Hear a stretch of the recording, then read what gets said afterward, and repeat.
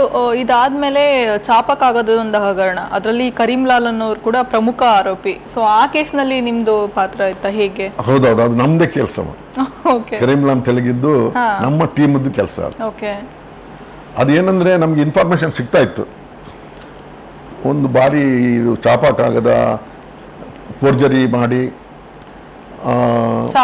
ಎಲ್ಲ ಸಪ್ಲೈ ಮಾಡ್ತಾ ಇದ್ದಾರೆ ಅಂತ ಹೇಳಿಕೊಂಡು, ಈ ಚಾಪಕ್ಕಾಗದಕ್ಕೂ ಕೌಂಟರ್ ಫಿಟ್ ಕಾಯಿಗೂ ಬಹಳ, ಈಗ ನೋಡಿ ನೋಟು ಪ್ರಿಂಟ್ ಆದ್ರೆ ಒಂದು ಕಡೆ ಎಲ್ಲ ಎರಡು ಕೈಗೆ ಹೋಗೋ ಗೊತ್ತಾಗ್ಬಿಡ್ತಾ ಇದು ಕೋಟಾ ನೋಟು ಅಂತ, ಅಥವಾ ಇಲ್ಲಿ ಸಿಗ್ತದೆ ಅದು. ಈ ಚಾಪಕ್ಕಾಗದ ಏನಾಗುತ್ತೆ ಅಂದ್ರೆ 5,000 ಸ್ಟಾಂಪ್ ಪೇಪರ್ ಆದ್ರು 3,000 ಸ್ಟಾಂಪ್ ಪೇಪರ್ ಆದ್ರು ರಿಜಿಸ್ಟರ್ ಮಾಡ್ತೀವಲ್ಲ, ರಿಜಿಸ್ಟರ್ ಮಾಡ್ತೀವಿ ಮನೆಗೆ ಇಡ್ತಾರೆ. ಯಾರಾದ್ರೂ ಅದು ಒರಿಜಿನಲ್ ಕೌಂಟರ್ ನೋಡೋಕ್ಕಾಗಲ್ಲ. ಅದ್ರಲ್ಲಿ ಯಾರು ಸಿಕ್ಕಿ ಬೀಳುದಿಲ್ಲ, ಯಾರು ಗೊತ್ತೂ ಆಗುದಿಲ್ಲ, ದುಡ್ಡು ಹೋಗ್ತದೆ. ಹಾಗೆ ಅವನ ಹತ್ರ ಈ ಚಾಪಕ್ಕಾಗದ ಇನ್ಫಾರ್ಮೇಶನ್ ಸಿಕ್ಕಿ ಇನ್ಫಾರ್ಮೇಶನ್ ತೆಗಿಲಿಕ್ಕೆ ನಾವಾಗ ಮಡಿಯಾಳ್ ಸಾಹೇಬ್ರಿದ್ರು, ಟಿ ಮಡಿಯಾಳ್ ಅಂತ ಹೇಳಿಕೊಂಡು ಕಮಿಷನರ್ ಇದ್ರು ಸಾಹೇಬರು, ಒಳ್ಳೆ ಸಾಹೇಬರು. ಅವ್ರು ಸ್ವಲ್ಪ ಇನ್ಫಾರ್ಮೆಂಟ್, ಒಬ್ಬ ಇನ್ಫಾರ್ಮೆಂಟ್ ಸಿಕ್ಕಿದ, ಅಲ್ಲಿ ಕೆಲಸ ಮಾಡಿ ಬಿಟ್ಟವ.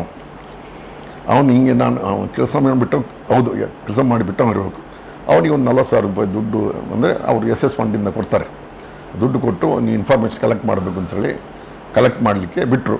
ಹಾಗೆ ಕಡೆಗೆ ಅವರು ಇವನ್ನೆಲ್ಲ ಎಲ್ಲಿ ಮಾಡ್ತಿದ್ದಂತಂದರೆ, ಇಂದು ಸ್ಟಾಕೆಲ್ಲ ಆಟನಗರ ಪೊಲೀಸ್ ಸ್ಟೇಷನ್ ಹಿಂಬಾಗಿ ಇರ್ತಿತ್ತು ಸ್ಟಾಂಪ್ ಪೇಪರ್ ಇದೆಲ್ಲ. ಇದನ್ನು ಸಪ್ಲೈ ಮಾಡಿಸೋದು ಇವನು ಏಜೆಂಟ್ ಒಂದು 10-12 ಜನ ಮೋಟರ್ ಸೈಕಲೆಲ್ಲ ಇಟ್ಕೊಂಡು ವಸಂತ ನಗರದಲ್ಲಿ ಆಫೀಸ್ ಇತ್ತು. ಎಲ್ಲ ಇನ್ಫಾರ್ಮೇಷನ್ ತೆಗೆದು ನಮಗೆಲ್ಲ ಕರ್ಕೊಂಡು ಹೋಗಿ ತೋರಿಸ್ತಾರೆ. ತೋರಿಸಿ ನಾವು ರೇಡ್ ಮಾಡ್ತೀವಿ. ರೇಡ್ ಮಾಡಿ ಸುಮಾರು ಒಂದು 37 ಲಕ್ಷ ಕ್ಯಾಶು, ಸುಮಾರು 10 ಕೋಟಿಗೆ ಮೇಲೆ ವ್ಯಾಲ್ಯೂ ಇರುವಂಥ ಸ್ಟಾಂಪ್ ಪೇಪರ್ಸು, ಅದರಲ್ಲಿ ₹1 ಸ್ಟಾಂಪಿಂದ ಹಿಡಿದು 10 ರೂಪಾಯಿ ಸ್ಟಾಂಪಿಂದ ಹಿಡಿದು stamp paper, registration stamp paper 100 rupees, 200, 500, 5,000 ತನಕ ಸ್ಟಾಂಪ್ ಪೇಪರ್ ಇತ್ತು. ಒಂದು 10 ಕೋಟಿದ್ದು ಆ ವ್ಯಾಲ್ಯೂ. ಅದನ್ನೆಲ್ಲ ಸೀಸ್ ಮಾಡಿದ್ವು. 10-12 ಜನ ಅರೆಸ್ಟ್ ಮಾಡಿದ್ವು. 2 ವೀಲರ್ಸ್ ಅಂತ 12 2 ವೀಲರ್ಸ್ ಸೀಸ್ ಮಾಡಿದ್ವು. ಹೀಗೆ ಕೇಸ್ ಇಷ್ಟು ಉಪ್ಪಾರಪೇಟೆಯಲ್ಲಿ ಸೀಸ್ ಆಯಿತು. ನಮ್ಮ ಮಡಿಯಾಳ್ ಸಾಹೇಬರು ಎಲ್ಲರೂ, ನಮ್ಮ ನಾಗರಾಜ್ ಸಾಹೇಬರು ಅಂತ ಕ್ರೈಮ್ DI ಆಗಿದ್ದರು, ನಿಸಾರ್ ಅಹಮದ್ ಸಾಹೇಬರು DCP ಆಗಿದ್ದರು. ಅವರಿಗೆಲ್ಲ ಭಾಳ ಖುಷಿ ಆಯಿತು. ಅವರಿಗೆಲ್ಲ ಸ್ಪಾಟಿಗೆ ಕರೆಸಿ ದುಡ್ಡು ಇದ್ದಿದ್ದು ಇದನ್ನೆಲ್ಲ ಇದು ಮಾಡಿ ತೋರಿಸಿ ಅವ್ರ ಸಮಕ್ಷಮ ಎಲ್ಲ ಸೀಸ್ ಮಾಡಿದ್ರು. ಅದರಲ್ಲಿ ಕೆಲವು ಜನ ನಮ್ಮಲ್ಲೆಲ್ಲ ಎಲಿಗೇಷನ್ ಮಾಡಿದ್ರು. ಅದು ಸತ್ಯ ಸಂಗತಿಯಲ್ಲಿ ನಮ್ಮ ಕಮಿಷನರಿಗೆ ಗೊತ್ತಿತ್ತು. ಹಾಗೆ ಆದರೆ ಇವನು ಅದರಲ್ಲಿ ಒಬ್ಬ ಕೆಲವು ಜನ ಅರೆಸ್ಟ್ ಆಗಿ ಅಬ್ಸ್ಕಾಂಡಿಂಗ್ ಆಗಿದ್ರು, ಅವ್ರನ್ನ ಮತ್ತೆ ಅರೆಸ್ಟ್ ಮಾಡಿದ್ರು. ಆದರೆ ಇವನು ಸಿಗಲಿಲ್ಲ. ಕರೀಂಲಾಲ್ ನಮಗೆ ಸಿಗಲಿಲ್ಲ. ಒಂದು ವರ್ಷಗಟ್ಟಲೆ ಆದರೂ ಅವನು ಫೋನು ಗೊತ್ತಾಯಿತು, ಫೋನ್ ಚೇಂಜ್ ಮಾಡಿ ಫೋನ್ ಯೂಸ್ ಮಾಡೋದು, ಬೇರೆ ಬೇರೆ ಫೋನ್ ಯೂಸ್ ಮಾಡಿಕೊಂಡು ನಾವು ಬಾಂಬೆಗೆ ಹೋದ್ವು. ಬಾಂಬೆ ಪೊಲೀಸರೆಲ್ಲ, ಆ ಬಾಂಬೆ ಪೊಲೀಸರಿಗೂ ಇವೊಂದು ಕೇಸ್, ಇವನ ಮೇಲೆ ಕೇಸು ಇಂದೋರಲ್ಲಿ ರಿಜಿಸ್ಟರ್ ಆಗಿತ್ತು. ಸಿಕಂದರಾಬಾದ್, ಹೈದರಾಬಾದ್ ಅಲ್ಲೆಲ್ಲ ಇದಾಗಿತ್ತು. ನಾರ್ತಲ್ಲಿ, ಡೆಲ್ಲಿ, ಬಾಂಬೆಯಲ್ಲಿ, ಪೂನಾದಲ್ಲಿ, ಇಂಥ ಬೇರೆ ಬೇರೆ ಕಡೆ ಈ ಸ್ಟಾಂಪ್ ಪೇಪರ್ದು ಎಲ್ಲ ಕೇಸ್ ರಿಜಿಸ್ಟರ್ ಆಗಿತ್ತು. ಕರೀಂಲಾಲ್ ಅಂತಲೂ ಆರೋಪಿ ಹೆಸರಿತ್ತು. ಆದರೆ ಯಾರಿಗೂ ಪತ್ತೆ ಮಾಡೋಕ್ಕಾಗಿರಲಿಲ್ಲ.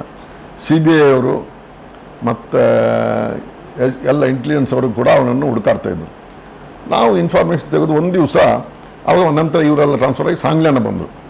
ಸಾಂಗ್ಲಿಯಾನ ಅವನೋ ಒಬ್ಬ ಫೋನ್ ಮಾಡ್ತಾನೆ, ಅವನು ಇವತ್ತು ಅಜ್ಮೀರ್ಗೆ ಹೋಗ್ತಾನೆ, ಅಜ್ಮೀರಲ್ಲಿ ಒಂದು ಮದುವೆ ಇದೆ, ಅಲ್ಲಿ ಅಟೆಂಡ್ ಆಗ್ತಾನೆ ಅಂತ ಹೇಳಿ ಅವನಿಗೊಂದು ಇನ್ಫಾರ್ಮೇಷನ್ ಬರುತ್ತೆ. ಕರೀಂಲಾಲ್ ಪರವಾಗಿ ಅವನು ಅಲ್ಲಿ ಸಿಗ್ತಾನೆ ನಿಮಗೆ ಅಂತ. ಈ ಇನ್ಫಾರ್ಮೇಷನ್ ಅವನು ಅಜ್ಮೀರ್ಗೆ ಯಾವಾಗ ಹೋಗ್ತಾನೆ ಬರ್ತಾನೆ ಅಂತ ಹೇಳಿದ ಇನ್ಫಾರ್ಮೇಷನ್ ನಮಗೆ ಇತ್ತು. ನಾವು ಅಜ್ಮೀರಿಗೂ ಭಾಳ ಕೂಡ ಸಲ ಹೋಗಿದ್ದು.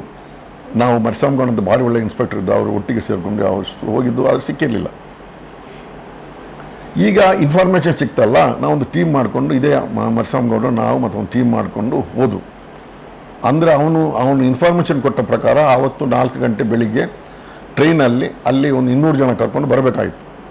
ಅಲ್ಲಿ ರೈಲ್ವೆ SPಗೆ ಹೋಗಿ ಕಾಂಟ್ಯಾಕ್ಟ್ ಮಾಡಿ, ಅವರು ಅಜ್ಮೀರಿಂದ ಆ ಕಡೆ ಈ ಕಡೆ ಎಲ್ಲ ಜನ, ಅವ್ರದ್ದೆಲ್ಲ ಜನ ಹಾಕಿ, ನಮ್ಮ ಹತ್ರದ್ದು ಫೋಟೋ ಇತ್ತು, ಒಂದು ಫೇಸ್ದು ಮಾತ್ರ, ಅರ್ಧ ಫೇಸ್ ಬೇರೆ ಎಲ್ಲಿ ಅದು ನಾನು ಹೈದರಾಬಾದಲ್ಲಿ ಹೋದಾಗ ಅಲ್ಲಿಂದ ಒಂದು ಫೋಟೋ ಸಿಕ್ಕಿತ್ತು ನಮಗೆ, ಒಂದು ಅರ್ಧ ಫೇಸದ್ದು. ಅದನ್ನೆಲ್ಲ ಕೊಟ್ಟು ಎಲ್ಲರಿಗೂ ಟ್ರೈನಲ್ಲಿ ಬಿಟ್ಟು, ಆದರೆ ಅವನು ಸಿಗಲಿಲ್ಲ. ಅವನು ಆವಾಗ ಈ ಮದುವೆ ಎಂಬುದು ಇರಲಿಲ್ಲ, ಸುಳ್ಳಿತ್ತು ಅದು, ಆ ಇನ್ಫಾರ್ಮೇಷನ್ ಸುಳ್ಳಾಗಿತ್ತು. ನಮ್ಗೆ ಆದರೆ ನಸೀಬು ಚೆನ್ನಾಗಿತ್ತು, ಲಕ್ಕಿತ್ತು ನಮ್ಮ ಟೀಮಿಗೆ. ಅದೆಲ್ಲ ಫೇಲ್ ಆಯಿತು. ಒಂದು ವಾರ ಅಲ್ಲಿ ಕೂತು ಹುಡುಕಾಡೋದು, ಲಾಜಿಂಗ್ಸು ಅವು ಇವು ಅಂತೆಲ್ಲ ಫೇಲ್ ಆಗಿ ಕಡೆಗೆ ಒಂದು ದಿವಸ ನಾವು ರಾಮಮೂರ್ತಿ ಸಾಹೇಬರು ಇದ್ದರು, DCP ಸಾಹೇಬರು, ಅವ್ರಿಗೆ ಫೋನ್ ಮಾಡಿ ಹೇಳ್ತೇನೆ ಸರ್. ಅವಾಗ ಅಂತ ಆಯ್ತಪ್ಪ ನೀವು ಬಾ ವಾಪಸ್ ಬಾ ಅಂತಾರೆ. ನಾಗರಾಜ್ ಸಾಹೇಬರು ಬಾ ಅಂತಾರೆ. ಸಾಂಗ್ಲೆಂಡ್ ಸಾಹೇಬ್ರಿಗೆ ಫೋನ್ ಮಾಡಿ ಹೇಳ್ತೇನೆ ಆಗಲಿಲ್ಲ ಸರ್, ಫೇಲ್ ಆಯಿತು ಅಂತ. ಹಂಗೆ ಆಯಿತು ಬನ್ನಿ ಅಂತ ಹೇಳ್ಕೊಂಡು ಹೇಳಿದ್ರು. ಆದರೂ ನಮಗೂ ಭಾಳ ಬೇಜಾರು. ನಾನು ಮರಿಸ್ವಾಮಿಗೌಡರು ಪುನಃ ಹೋಗಿ ಅಜ್ಮೀರ್ ದರ್ಗಾಕ್ಕೆ ಹೋದು, ನಂಬಿಕೆ ಹೋಗಿ ಒಂಥರ ಹತ್ತಂಗೆ ಒಂದು ಅಳು ಬಂತು, ಏನೋ ಒಂದು ಅನಗ ಮಾಡಿ ನಮಗೆ ಪತ್ತೆ ಮಾಡೋದಕ್ಕೆ ಬಂದು ಫೇಲ್ ಆಗಬಾರ್ದು ಅಂತ. ಹಾಗೆ ನಾವು ಇದನ್ನೆಲ್ಲ ವಾಪಸ್ ಬರೋದು, ಇನ್ನು ಕಾರ್ ನಿಂತಿದೆ ಅಜ್ಮೀರ್ ದರ್ಗಾ ಎದುರುಗಡೆ ದೊಡ್ಡ ಬಿಲ್ಡಿಂಗ್ ಅದು. ಕಾರಿಗೆ ಮುಂದೆ ಹತ್ತಬೇಕು. ಅಷ್ಟೊತ್ತಿಗೆ ಇವನು ಒಬ್ಬ ಬರ್ತಾನೆ. ಇವನ ಜೊತೆಯಲ್ಲಿ ಒಂದು ಹುಡುಗಿನೂ ಇರ್ತದೆ ಹಿಂದ್ಗಡೆ. ಬಂದು ಇವನೇನು ಮಾಡ್ತಾನೆ, ಆ ದರ್ಗಾದ್ದು ಬಾಗಿಲಿಗೆ ಹಿಂಗೆ ನಮಸ್ಕಾರ ಮಾಡ್ತಾನೆ. ನಮಗೆ ಆಗ ಈ ಸೈಡ್ ಫೋಸು ತೆಲುಗಿಂತ ಟೈಪು ಗೊತ್ತಾಯ್ತು, ಇವನೇ ಇರಬೇಕು ಒಂದು ಗುಂಡು ಮುಖ. ನಾನು ನಮ್ಮ ಮರಿಸ್ವಾಮಿಗೌಡರಿಗೆ ಹೇಳಿದೆ. ಆವಾಗ ನಾವೆಲ್ಲ ಪಂಜಾಬ್ ಡ್ರೆಸ್ಸಲ್ಲಿದ್ದು, ಇದು ಒಂದು ಪಠಾಣ್ ಡ್ರೆಸ್ಸಲ್ಲಿದ್ದು. ಲೋಕಲ್ ಪೊಲೀಸರು ಇದ್ದರು ಅಲ್ಲಿ, ಪೊಲೀಸ್ ಸ್ಟೇಷನ್ ಅಸಿಸ್ಟೆಂಟ್ಸ್ ಎಲ್ಲ ತೊಗೊಂಡಿದ್ದು. ಅವರು ನಮ್ಮ ಜೊತೆ ಇದ್ದರು. ಅವರು ಇವನೇ ಇರಬೇಕು ನೋಡೋಣ ಬೆನ್ನತ್ತವನ ಅಂತ ಹೇಳ್ಕೊಂಡು ಅವನು ಒಂದು ರೌಂಡ್ ಹೋದ. ನಾವು ಹಿಂದಿಂದ ಹೋದವು. ಅವನಿಗೆ ಏನೋ ಒಂದು ಸ್ಪೆಲ್ಟ್ ಆಗಿದೆ ನಮ್ಮ ಪೊಲೀಸರು ಇವರು ಅಂತ ಹೇಳ್ಕೊಂಡು ಅವನಿಗೆ ಒಂದು ಸಲ ಡೌಟ್ ಬಂದಿದೆ. ಅವತ್ತು ತನಕ ಅವನು ನನ್ನನ್ನು ನೋಡಿಲ್ಲ, ನಾನು ಅವನನ್ನು ನೋಡಿಲ್ಲ. ಹಾಗೆ ಹೋಗಿ ಅಲ್ಲಲ್ಲಿ ಗುಂಪು ಜನ ಕೂಡ್ತಾರೆ ಅಜ್ಮೀರಲ್ಲಿ. ಇವನೊಂದು ಗುಂಪಲ್ಲಿ ಹೋಗಿ ಕೂತ್ಕೋತಾರೆ. ಕೂತ್ಕೊಂಡು ನಮ್ಗೆ ಹೆಂಗೆ ಇವನೇ ತೆಲುಗಿ ಅಂತ ಹೇಗೆ ನಾವು ಹಿಡಿದು ಹೆಂಗೆ ಗೊತ್ತಾಗೋದು ಅಂತ. ಆವಾಗ ಅಲ್ಲಿ ಲೋಕಲ್ ಸಬ್ ಇನ್ಸ್ಪೆಕ್ಟರ್ ಅಂತಾನೆ, ಇಲ್ಲಿ ಏನಾದರೂ ಯಾರನ್ನು ಅರೆಸ್ಟ್ ಮಾಡಬೇಡಿ ಸರ್, ಯಾರನ್ನೂ ಮುಟ್ಟಬೇಡಿ, ಕಷ್ಟ ಆಗುತ್ತೆ ನಮಗೆ ಹಂಗೆ ಹಿಂಗೆ ಅಂತ ಅವ್ನು ನಮ್ಗೆ ಹೆದರಿಸ್ತಾನೆ ಒಂದು ಕಡೆಯಿಂದ. ಆದರೂ ನಾವು ಕೇಳೋದಿಲ್ಲ. ನಾವು ಹೋಗಿ ಸ್ವಲ್ಪ ದೂರ ಕೂತ್ಕೊಂಡು ಮರಿಸ್ವಾಮಿಗೌಡ ಒಂದು ಸೈಡ್, ನಾನೊಂದು ಸೈಡ್ ಕೂತಿರ್ತೇವೆ. ಇನ್ನು ಹೆಂಗೆ ಮಾಡೋದು ಅಂತ ತಿಳ್ಕೊಂಡು ತೆಲುಗಿ ಅಂದೆ ನಾನು. ಠಕ್ ಅಂತ ಹಿಂದೆ ನೋಡಿದವ, ಠಕ್ ಅಂತ ಹಿಂದೆ ನೋಡಿದ. ಆಗ ಗೊತ್ತಾಯ್ತು ಇವನೇ ತೆಲುಗಿ ಅಂತ. ಕರೆಕ್ಟ್ ಹೋಗಿ ಅವನ್ನೆಲ್ಲ ಹೋಗಿ ಪ್ರೀತಿಯಿಂದ ಕರ್ಕೊಂಡ್ಬಂದು ಹೊರಗಡೆ ಕರ್ಕೊಂಡ್ಬಂದು, ಆ ಹುಡುಗಿಯಲ್ಲೇ ಎದ್ದು ಎಲ್ಲೋದು ಗೊತ್ತಿಲ್ಲ, ನಾನು ಕರ್ಕೊಂಡು ಬಂದು ಹೊರಗಡೆ ಬಂದು ಇವನಿಗೆ ಭಾರಿ ಸಬ್ ಇನ್ಸ್ಪೆಕ್ಟ್ರ್ ಭಯ. ಇಲ್ಲ ಬನ್ನಿ ಬನ್ನಿ ಬನ್ನಿ ಅಂತ ಹೇಳ್ಕೊಂಡು ಅವನಿದ್ದು ರೂಮಿಗೆ ಹೋಗೋದು. ಅಲ್ಲಿ ರೂಮಲ್ಲಿ ಹೋಗಿ ಸರ್ಚ್ ಮಾಡಿದರೆ ಒಂದು 30-35 ಲಕ್ಷದ್ದು ಪ್ರಾಪರ್ಟಿ ಎಲ್ಲ ಇತ್ತು. ಆ ಸಬ್ ಇನ್ಸ್ಪೆಕ್ಟ್ರು ಇನ್ನು ಲೋಕಲಲ್ಲಿ ಪಂಚಾಯತ್ ತೊಗೊಂಡು ಅದನ್ನೆಲ್ಲ ಸೀಸ್ ಮಾಡಿದ್ರು. ಸೀಸ್ ಮಾಡಿ ಅಲ್ಲಿ ಅರೆಸ್ಟ್ ಮಾಡಿಕೊಂಡು ಬಂದು ನಾವು ಸೀದಾ ಹಿಂಗೆ ಅಲ್ಲಿಂದ ಮತ್ತೆ ಫೋನ್ ಮಾಡ್ತೇವೆ. ಸೀದಾ ಬಂದು ಕಾರ್ನಲ್ಲಿ ನಾವು ಜೈಪುರಕ್ಕೆ ಬಂದು, ಜೈಪುರದಿಂದ ಮತ್ತೆ ಫ್ಲೈಟಲ್ಲಿ ಸೀದಾ ಅವನನ್ನು ಕರ್ಕೊಂಡು ಬೆಂಗಳೂರು ಬರ್ತೇವೆ. ಸಾಂಗ್ಲಿಯಾನ ಸಾಹೇಬ್ ಪ್ರೆಸ್ ಕಾನ್ಫರೆನ್ಸ್ ಮಾಡ್ತಾರೆ. ಪ್ರೆಸ್ ಕಾನ್ಫರೆನ್ಸ್ ಮಾಡಿ ಭಾರಿ ಖುಷಿ ಆಗ್ತದೆ ಎಲ್ಲರಿಗೂ. ದೊಡ್ಡ ಸುದ್ದಿ, ತೆಲುಗಿ ಅರೆಸ್ಟ್ ಆಯಿತು ಅಂತ. ಇದು ಯಾರಿಗೆ ಅಲ್ಲಿ ತನಕ ಇಂಡಿಯಾದಲ್ಲಿ ಎಲ್ಲಿಯೂ ಸಿಗಲಿಲ್ಲ ಅವನು. ಅದೇ ಫಸ್ಟ್ ಟೈಮ್ ಸಿಕ್ಕಿದ್ದು. ಅರೆಸ್ಟ್ ಆಯಿತು. ಮುಂದೆ ಅದು ಕನ್ವಿಕ್ಷನ್ ಆಯಿತು. ಅವನು ಸತ್ತೂ ಹೋದ. ಎಲ್ಲ ಕೇಸ್ ಎಲ್ಲ ಇದಾಯಿತು. ಕೆಲವು ಪೊಲೀಸ್ ಆಫೀಸರ್ಸ್ ಕೂಡ ಅವನು ತೆಲುಗಿ ಜೈಲಿನಲ್ಲಿ ಇದ್ಕೊಂಡು ಎಲ್ಲ ಮಾತಾಡ್ತಾ ಇದ್ದ ಫೋನಲ್ಲಿ. ಅದು ಸಿಕ್ಕಿ ಕೆಲ ಪೊಲೀಸ್ ಆಫೀಸರ್ಸ್ಗೆ ತೊಂದರೆ ಆಯಿತು, ಜೈಲಿಗೆ ಹೋದರು, ಹಿಂಗೆಲ್ಲ ಆಯಿತು ಅಂತ. ಒಳ್ಳೆಯ ಒಂದು ಕೇಸ್ ಅದು. ಆ ಕೇಸ್ ಪತ್ತೆ ಆಗಿದ್ದು ನಮ್ಮಿಂದ, ನಮ್ಮ ಟೀಮಿಂದ. ಅರೆಸ್ಟ್ ಆಗಿದ್ದು ನಮ್ಮ ಟೀಮಿಂದ. ಅಷ್ಟು ಹೇಳೋಕ್ಕೆ ನಮಗೆ ಸ್ವಲ್ಪ ಹೆಮ್ಮೆ ಆಗ್ತಾಯಿತ್ತು. ಅದರಿಂದ ಎಷ್ಟು 1000 ಕೋಟಿ ಸರ್ಕಾರಕ್ಕೆ ಲಾಭ ಆಗಿದೆ. ಈ CBI ಅಂತ CBI ತೊಗೊಂಡು CBI ಅವರು ನನ್ನ ಇನ್ವೆಸ್ಟಿಗೇಷನ್ನ ಪತ್ತೆ ಮಾಡಿದ ಬಗ್ಗೆ ಬಹಳ ಚೆನ್ನಾಗಿ ಹೊಗಳಿ ರಿಪೋರ್ಟಲ್ಲಿ ಬರೆದಿದ್ರು. ಸುಪ್ರೀಂ ಕೋರ್ಟ್ ವರದಿ ಕೊಡಬೇಕಾಗಿತ್ತು ಅವರು. ಆ ವರದಿಯಲ್ಲಿ ನನ್ನ ಬಗ್ಗೆ ಒಂದು ಪಾರನೇ ಇದೆ.